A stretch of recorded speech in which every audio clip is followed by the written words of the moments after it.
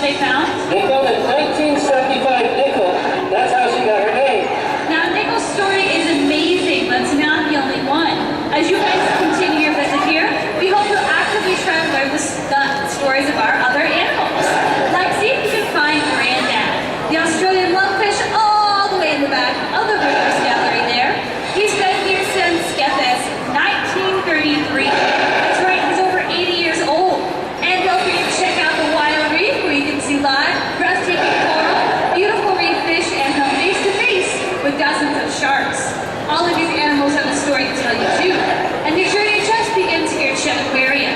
As you continue your visit, find a couple animals that really interest you.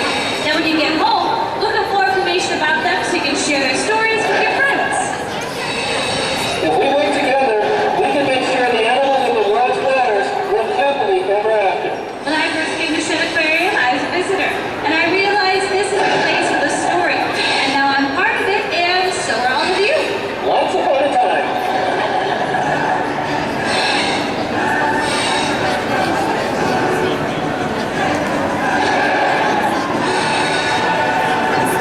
Well, we hope you guys enjoyed our dive presentation. Now it's time for diver Q&A. It's your chance to ask our diver Freeman any questions you guys have. Just raise your hand and I'll come over to you. All right, Freeman, so I have the first question. What is in that bucket? What are you feeding the animals? Oh, lots of good stuff.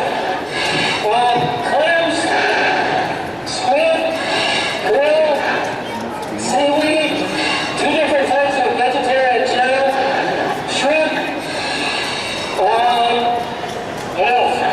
carrots, sometimes sweet potatoes. A great mix. So Freeman, I love when we get this question. Someone's wondering what your favorite fish is there. Oh, I like all of them.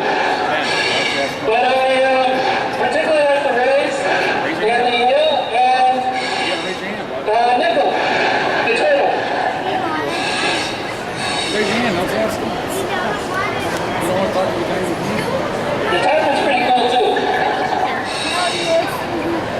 Oh, come on.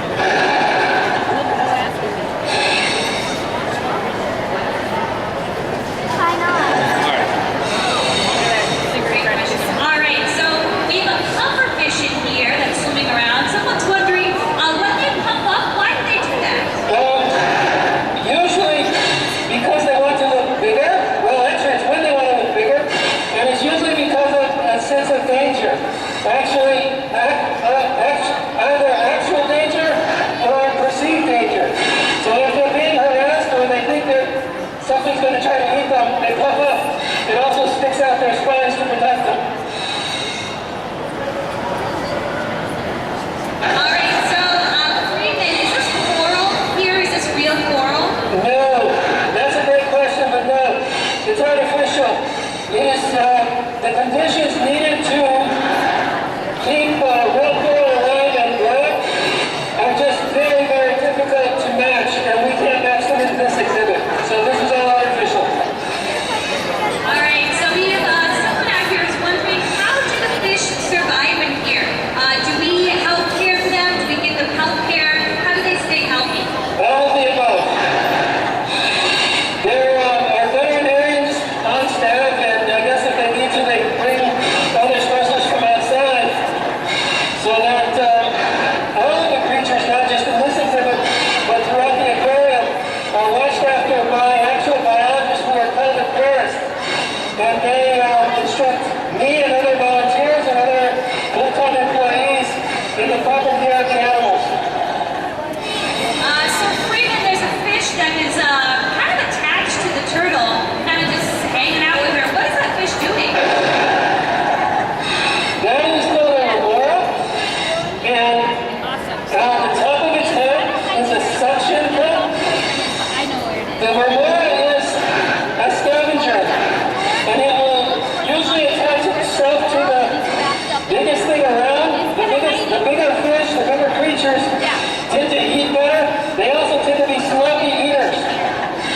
So remoras will tug on with turtles, whales, big sharks, and they'll eat the leavings of the meals of the bigger creatures. The remora doesn't hurt,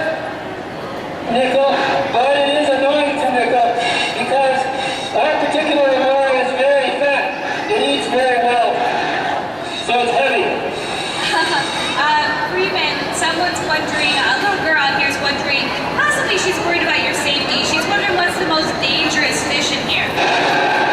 Me, even though I'm not a fish. Everything here needs to be respected and everything actually could hurt me, but I'm actually more harmful to them than they are to me. So as long as I'm careful and I respect them, I should be okay. And another great question out here, someone's wondering, how often do these guys get fed? At least 4 times a day in this exhibit. That's for the general. That's for the general creatures. The eel and the sharks eat less often just because that's their nature, and that's the way their bodies work. Remember guys, if you have any questions, just raise your hand, I'll come over to you. So, how are you breathing and talking to us right now? You don't have a scuba tank on your back. This is a full face mask, as opposed to the typical in-the-mouth regulator you will see when we dive recreationally. Then I can't talk because the mouthpiece is in my mouth. So this full mask allows me to get my air and talk to you. There are electronics here that allow me to hear Courtney and to speak back to you. And it goes up this line you see attached to me. So that's how I'm getting my air and the electronics. Alright, so we have a little boy out here that's interested in sharks. We have some bonnethead sharks. He's wondering, how do sharks swim? How do they swim? How do they swim? Yeah. They have lots of muscles. And just as you have to learn how to swim as a little boy or a little girl, they have to learn. They just do it very quickly, and they do it from almost immediately as soon as they're born. It's almost as if you were walking as soon as you were born. But sharks have a long muscle.